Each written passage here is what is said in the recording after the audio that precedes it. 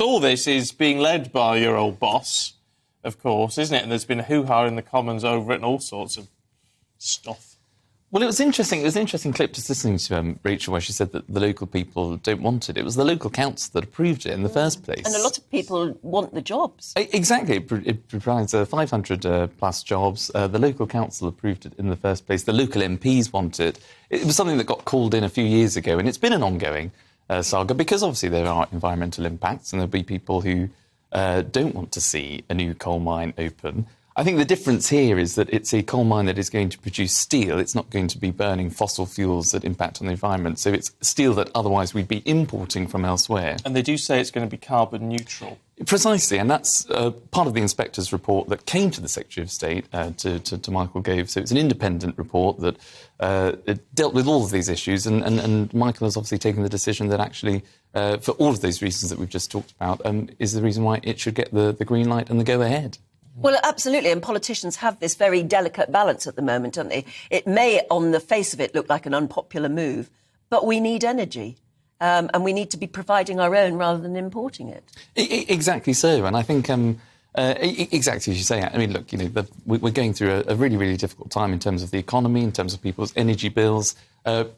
Providing an infrastructure project that produces jobs, 500, particularly in Cumbria, which is quite a rural area where this coal mine is being set up, is a good thing. And as I say, it's something that was approved by the local council. The local MPs want it. And, in a democracy, even if you are a huge environmentalist or if you've got concerns, and I'm very, very pro-net zero, and I'm very, very pro the green credentials that the government needs to get on with to ensure that it wins the next election and brings people with it in terms of protecting the environment.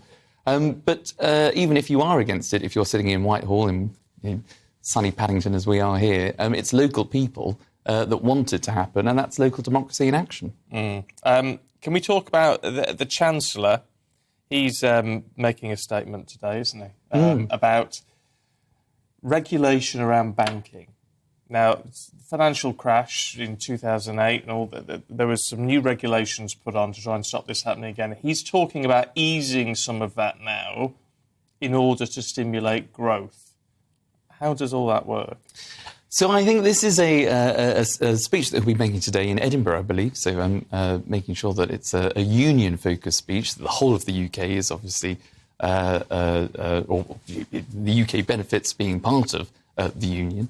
And it's about making sure that some of the regulations that have been put into place, regulation that we were bound by when we were in the EU, now that we've come out, we're reaping the benefits of leaving the EU.